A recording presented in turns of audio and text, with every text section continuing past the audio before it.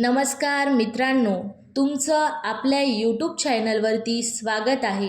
पूर्ण व्हिडिओ नक्की बघा, चॅनलला लाईक करा, सबस्क्राईब करा आणि कमेंटमध्ये श्री स्वामी समर्थ नक्की लिहा। घरात सतत भांडण होते का? छोट्या छोट्या गोष्टीवरून नवरा बायकोमध्ये वाद वाढतोय का? घरात नकारात्मक ऊर्जा, चिडचिड, टेन्शन आणि रडारड वाढली आहे का? तर हा व्हिडिओ शेवटपर्यंत नक्की बघा, कारण धोंड्याच्या महिन्यात केला जाणारा हा छोटासा उपाय अनेक घरामध्ये सुख शांती घेऊन आला असे म्हटलं जातं। एका स्त्रीने हा उपाय फक्त 11 दिवस केला आणि रोज भांडण करणारे तिचे पती अचानक शांत झाले। तिच्या घरातील वातावरण बदललं।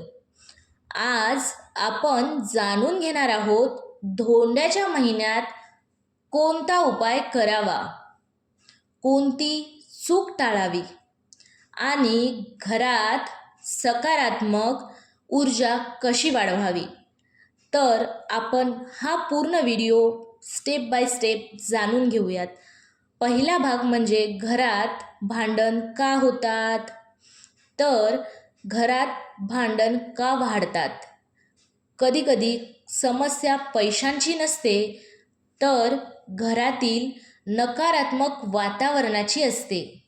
जेव्हा घरात सतत राग, ओरड, अपशब्द, संशय आणि ताण वाढतो, तेव्हा घरातील शांतता नष्ट होऊ लागते।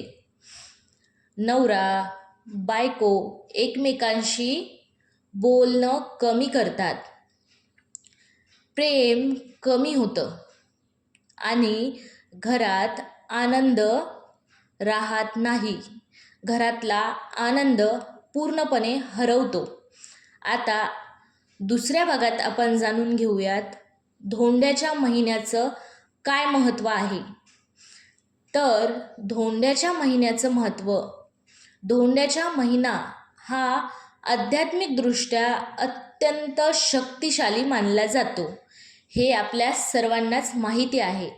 पण तुम्हाला हे माहिती आहे का, या काळात केलेले नामस्मरण, सेवा आणि सकारात्मक संकल्प मन शांत करणारा किंवा मन शांत करण्यास मदत करतात, असं अनेक भक्त मानतात।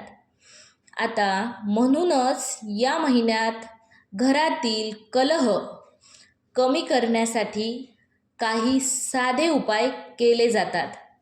आता तिसऱ्या भागामध्ये आपण जाणून घेणार आहोत मुख्य उपाय, जे आपण दररोज करू शकतो किंवा दररोज केलेच पाहिजे। आता पहिला मुख्य उपाय म्हणजे दररोज संध्याकाळी सूर्यास्तानंतर घर स्वच्छ करा।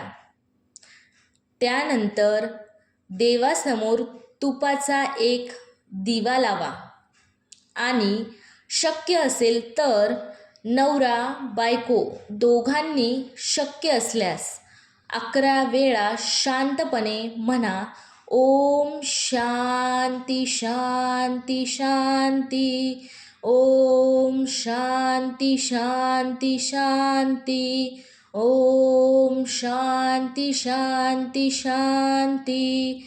यानंतर स्वामी समर्थ किंवा आपल्या श्रद्धेच्या देवतेचं नामस्मरण करा। आता नामस्मरण किती वेळ करायचं? तर नामस्मरण फक्त 5 मिनिटे करा। घरात शांत वातावरण ठेवा।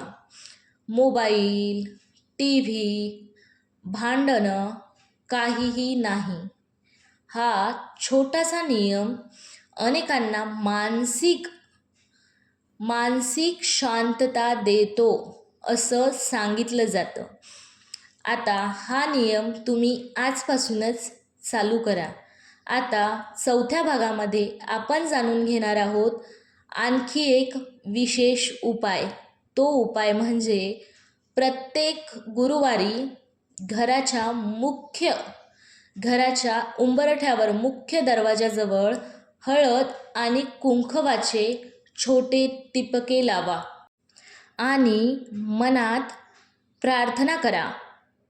प्रार्थना अशी करा, आमच्या घरात प्रेम, समजूतदारपणा आणि शांतता राहू दे.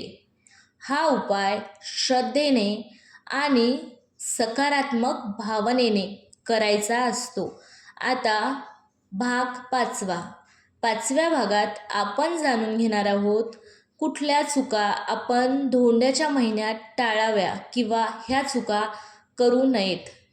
तर पहिली म्हणजे धोंड्याच्या महिन्यात विशेषतः अपशब्द बोलू नका. रागात जेवण करू नका. घरात सतत नकारात्मक चर्चा टाळा. देवाजवळ रडत भांडण करू नका, कारण घरातील शब्दांचाही वातावरणावर परिणाम होत असतो. एका महिलेने सांगितलं, तिच्या घरी रोज भांडणं व्हायची. लहान मुलंही घाबरायची. तिने फक्त रोज संध्याकाळी दिवा लावून नामस्मरण सुरू केलं. आता हळूहळू तिच्या घरातील वातावरण बदलायला लागलं. तिच्या म्हणण्यानुसार पहिल्यांदा घरात शांतता जाणवली.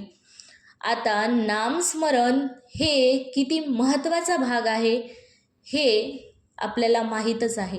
नामस्मरणाने खूप काही गोष्टी ज्या शक्यही नसतील त्या गोष्टी शक्य होतात. अशक्यही गोष्टी नामस्मरणाने शक्य होतात. फक्त नामस्मरण करताना मनात श्रद्धा असावी लागते. जर तुमच्या घरातही सतत टेन्शन, भांडण किंवा नकारात्मकता असेल तर हा धोंड्याच्या महिन्यात हा छोटासा उपाय श्रद्धेने करून बघा. व्हिडिओ आवडला असेल तर लाईक करा, कमेंटमध्ये जय स्वामी समर्थ नक्की लिहा आणि अशाच आध्यात्मिक व्हिडिओसाठी चॅनलला सबस्क्राईब करा. हा व्हिडिओ तुम्हाला आवडला असेल तर कमेंटमध्ये श्री स्वामी समर्थ नक्की लिहा. तुमची एक कमेंट आणि एक लाईक आम्हाला नवीन व्हिडिओ बनवण्यासाठी मोटिवेशन देतं.